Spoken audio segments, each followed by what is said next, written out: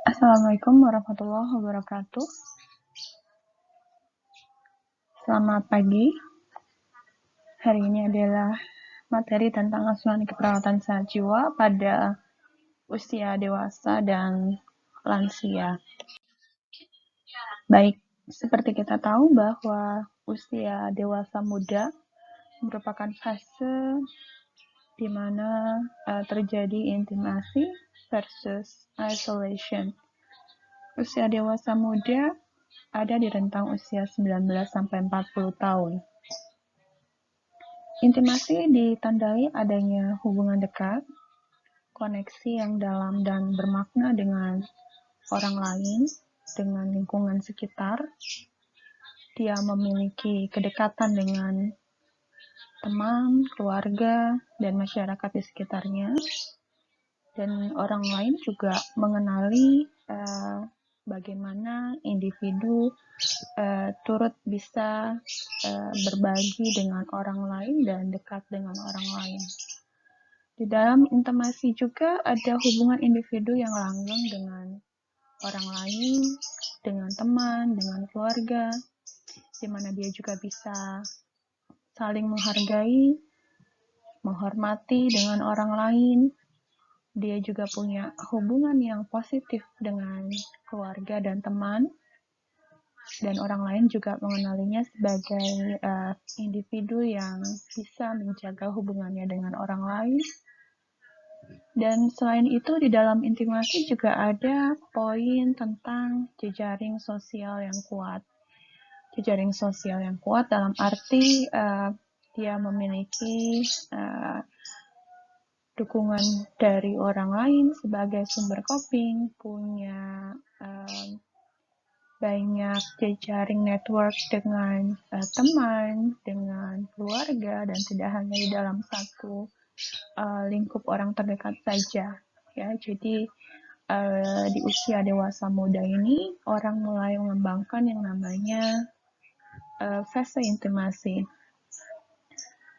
Dan intimasi versus isolation, ada juga usia dewasa yang memiliki ada di fase isolasi, di mana ada berbagai faktor yang bisa menyebabkan usia dewasa muda mengalami isolasi ini.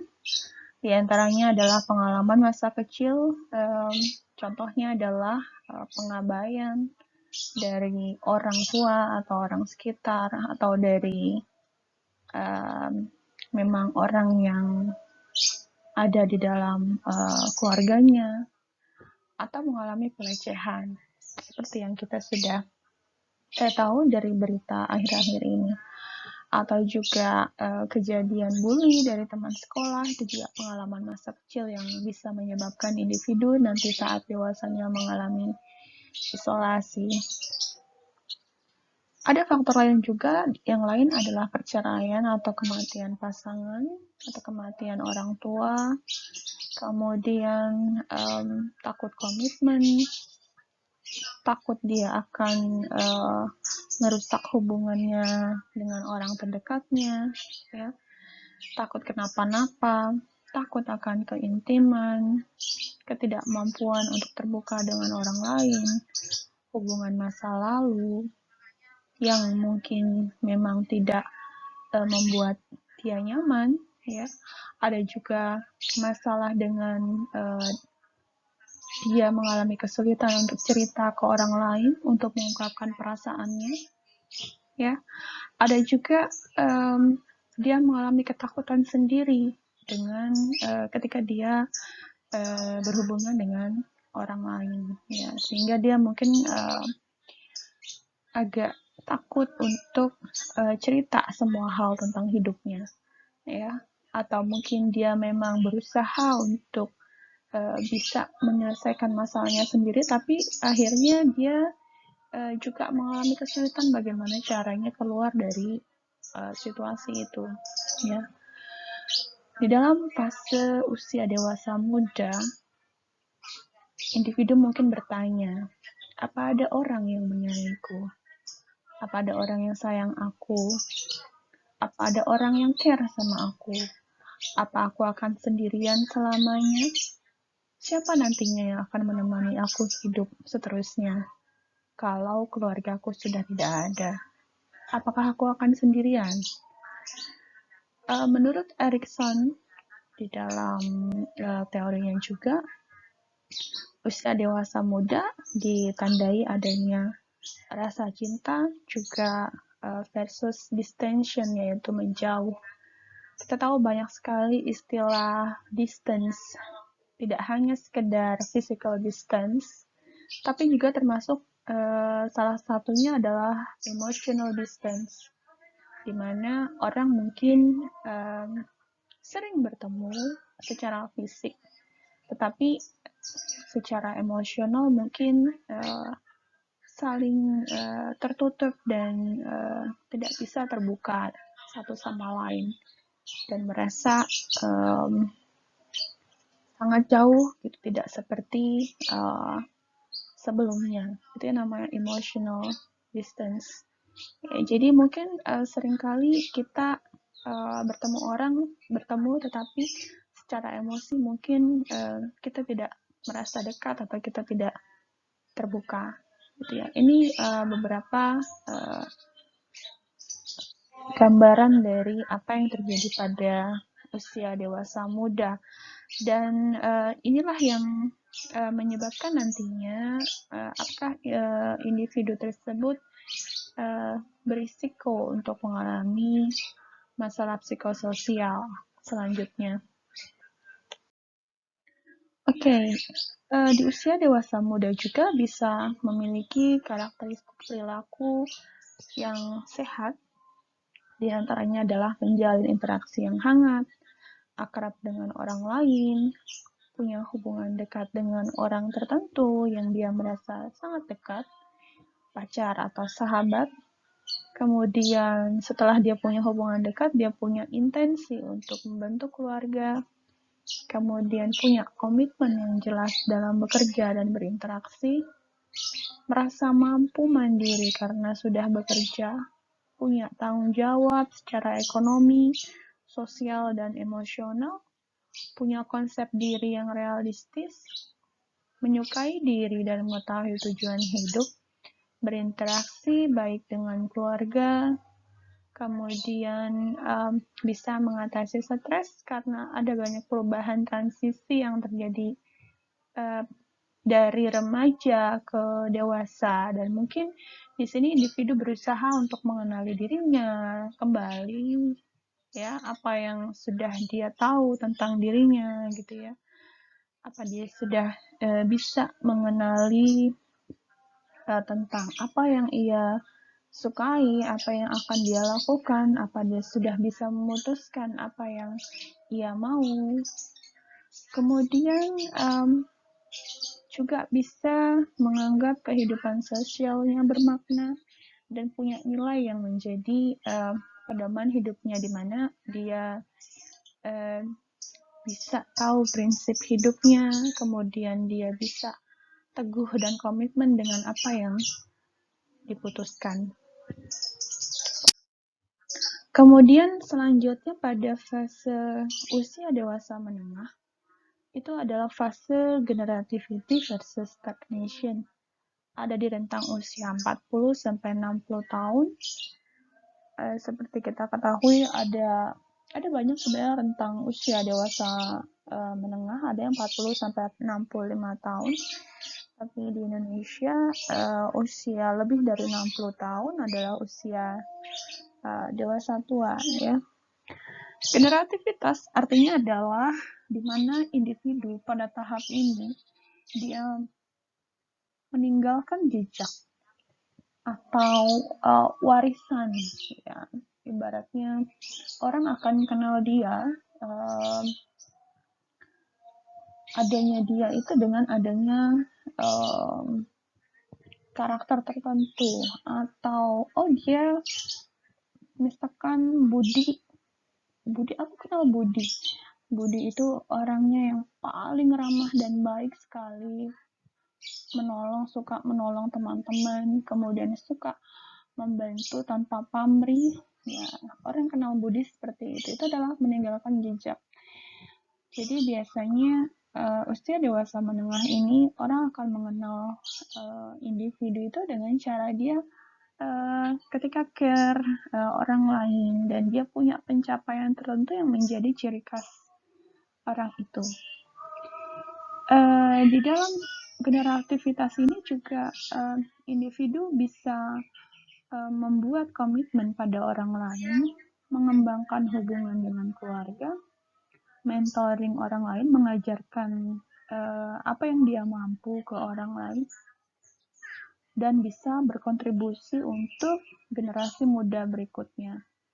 Jadi di dalam generativitas ini orang usia dewasa muda sudah tahu apa yang dia mau, bagaimana dia bisa membagi kemampuannya pada orang lain dan bisa punya kontribusi untuk orang di sekitarnya. Usia dewasa menengah atau parubaya, orang fokus pada pencapaian tujuan hidup, makna hidupnya, dan karir yang dia lakukan. Bisa jadi pada usia parubaya juga, individu mengalami kesulitan dalam melakukan perubahan perilaku atau gaya hidup. Sehingga ketika kita melakukan edukasi, promosi kesehatan, kita tidak bisa mengajarkan strategi yang sama ketika kita lakukan pada usia yang lebih muda mungkin ya, untuk bisa mengajak mereka berubah. Sedangkan pada usia parubaya ini kita perlu yang namanya menghubungkan kembali dengan apa yang mereka mau dan komitmen hidup yang mereka sudah tentukan, sehingga dengan cara itu kita bisa membantu mereka untuk bisa punya perilaku yang lebih positif. Kita perlu juga kaji, gali, mungkin ada gejala-gejala krisis parubaya yang mungkin kita perlu awasi. Kenapa misalkan tiba-tiba individu yang tadinya mungkin kelihatan aktif, tiba-tiba dia menjadi mendadak sedih.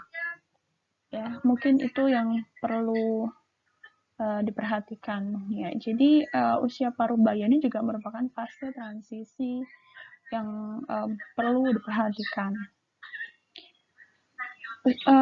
Fase usia ini juga kita bisa terus meningkatkan generativitas dengan cara berpartisipasi kegiatan di masyarakat, kemudian punya tanggung jawab, produktif, belajar ilmu baru yang bisa membangun dirinya, menjadi sukarelawan, mencari kesempatan dan sumber inspirasi.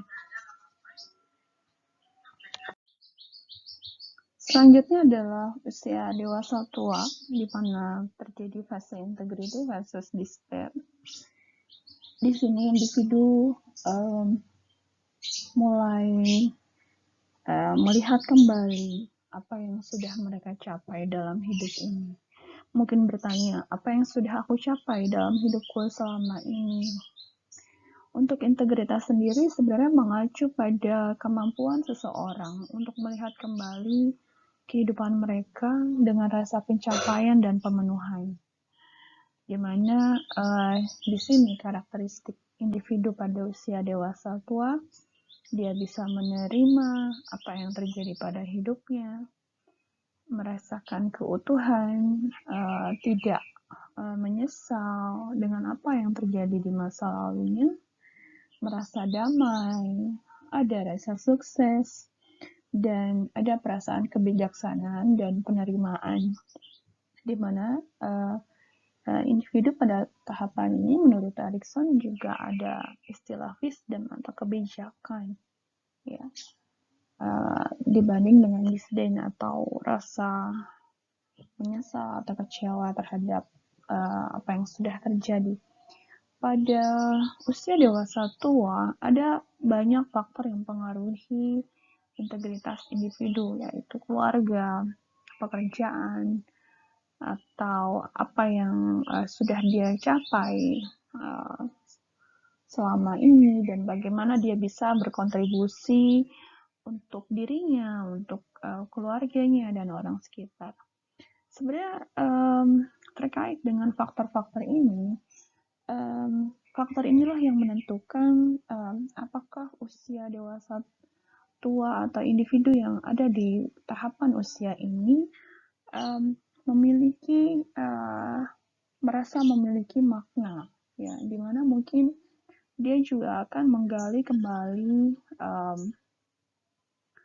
apa yang sudah dia lakukan dan mungkin dia akan melihat ketika terjadi kegagalan mungkin dipengaruhi oleh adanya faktor keluarga atau mungkin faktor teman dalam pekerjaan, ya, atau mungkin dia tidak bisa atau kesulitan mencapai apa yang ingin dia lakukan sebelumnya gitu ya, adanya hambatan dalam hidup dan sebagainya, sehingga mungkin ketiga hal yang terbesar ini akan mempengaruhi bagaimana individu yang berada di usia dewasa tua ini melihat kemampuannya sendiri.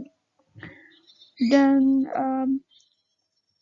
despair, ya, atau putus asa, ketika individu merasa putus asa, apa yang bisa kita kaji adalah mungkin adanya muncul gejala depresi atau mungkin rasa kecewa karena mungkin support system atau sumber coping yang ia miliki kurang gitu ya, rasa kecewa, sehingga selanjutnya akan pengaruhi kepuasan hidupnya gitu.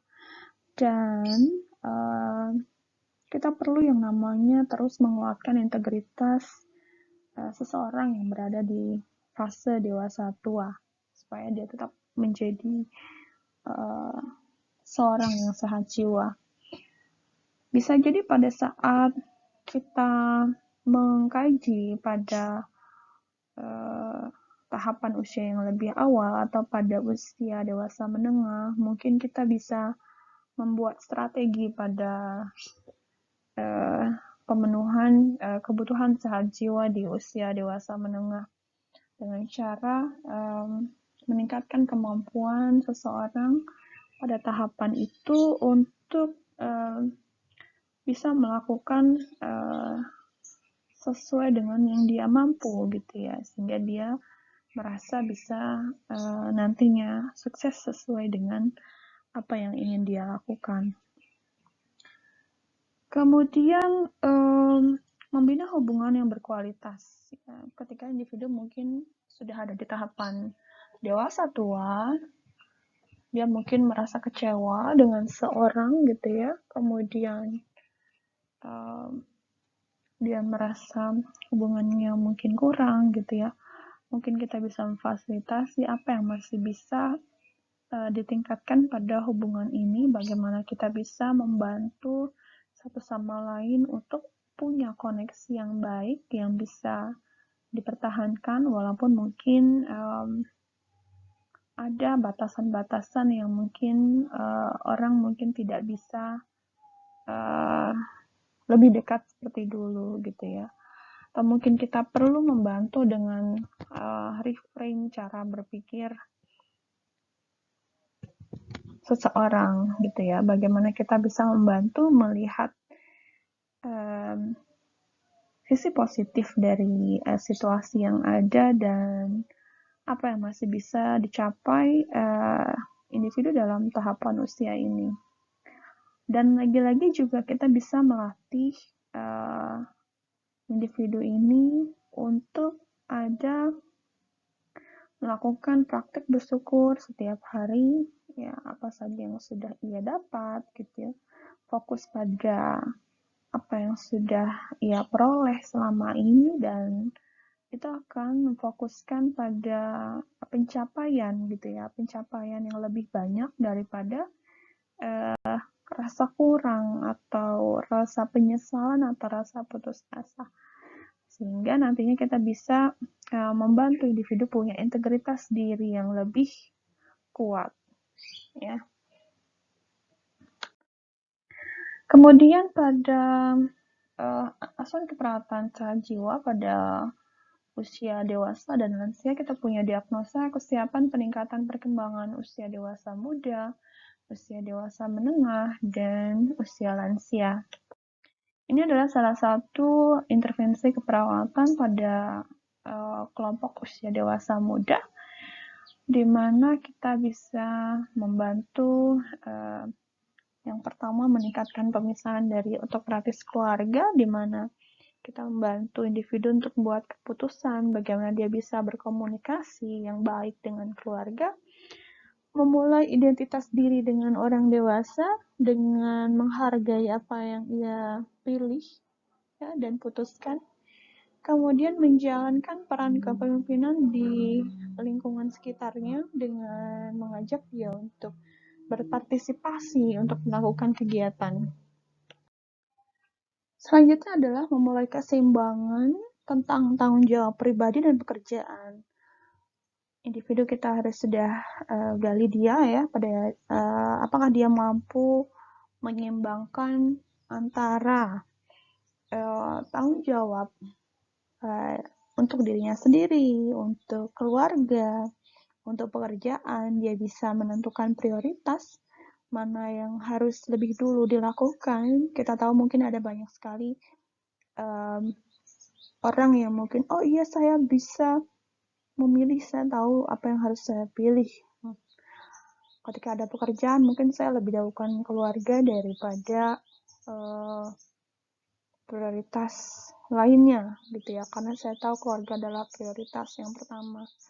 Tapi kita kembali lagi kepada komitmen yang sudah kita putuskan ketika ada keluarga, kemudian disupport dengan penghasilan dari pekerjaan, berarti keduanya harus seimbang, karena itu adalah satu sama lain saling berhubungan, sehingga kita tidak bisa yang namanya oh aku hanya fokus pada satu hal, sementara memang komitmen kita yang juga banyak, dan ini sudah kita niatkan sebelumnya, sehingga kita perlu yang namanya belajar untuk menentukan prioritas.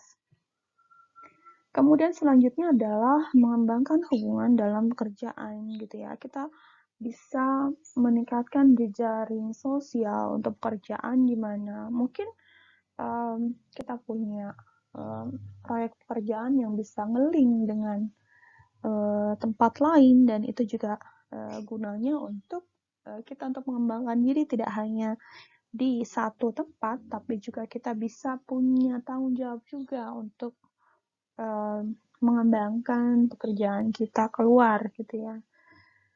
Selanjutnya adalah meningkatkan kemampuan menyelesaikan masalah. Ada banyak hal, kayak ketika kita punya komitmen yang banyak, kita belajar untuk menata waktu yang baik, bagaimana menentukan prioritas, dan punya banyak alternatif. Kalau misalkan A tidak bisa dilakukan, kita tahu alternatif B, C, D, E yang bisa dilakukan yang mana, yang feasible untuk dilakukan saat itu, gitu ya. Siapa yang bisa membantu, dan kita fokus pada pencapaian tujuan yang sudah kita tetapkan di awal. Ini juga penting.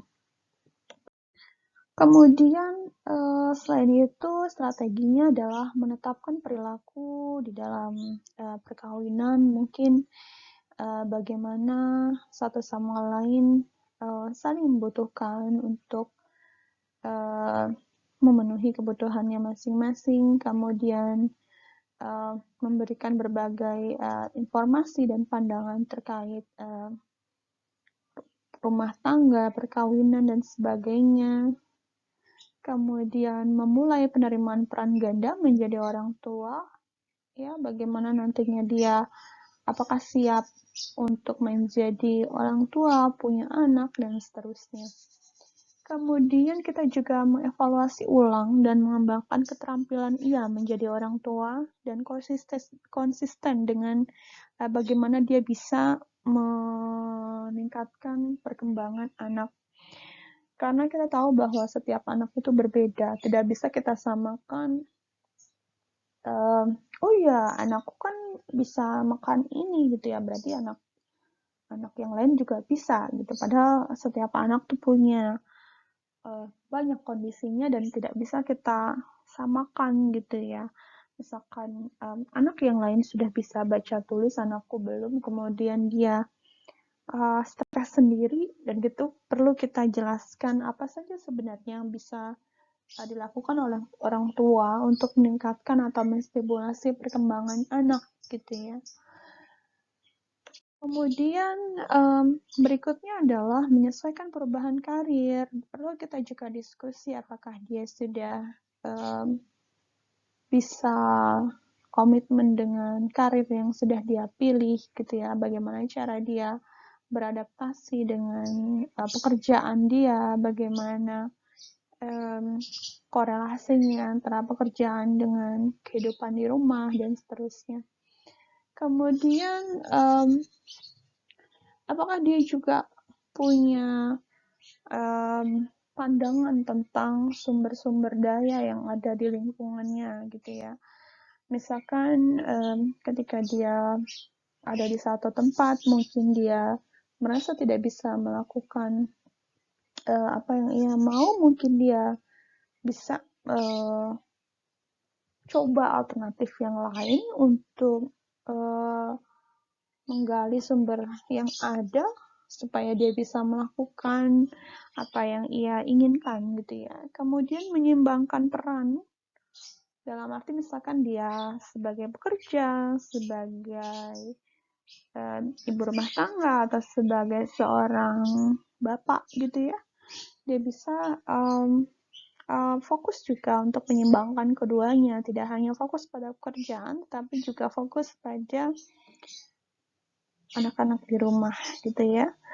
Kemudian berikutnya adalah mengembangkan tujuan jangka panjang untuk keamanan keluarga, di mana dia menggali tujuan yang realistis dengan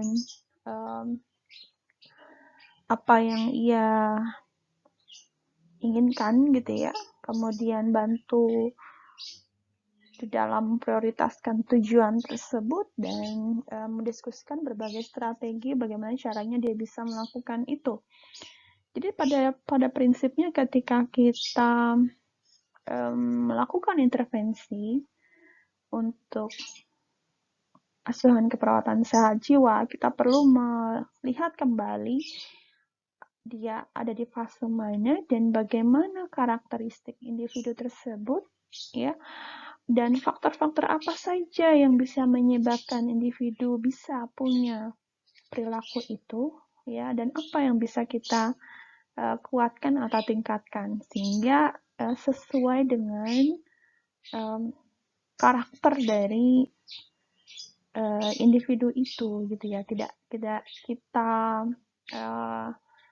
tentukan secara general, tapi kita kembalikan memang pada kebutuhan atau karakter dari individu tersebut gitu ya. Jadi makanya perlunya namanya kita melakukan pengkajian lebih dalam kaitannya dengan karakteristik perilaku atau tumbuh kembang dari tahapan usia itu. Kemudian setelah kita kaji, kita tentukan data-datanya juga sampai kita bisa menentukan diagnosanya, sampai menentukan intervensi yang tepat nantinya untuk dilakukan agar individu bisa tetap menjadi individu yang sehat jiwa. Sekian, terima kasih banyak. Assalamualaikum warahmatullahi wabarakatuh.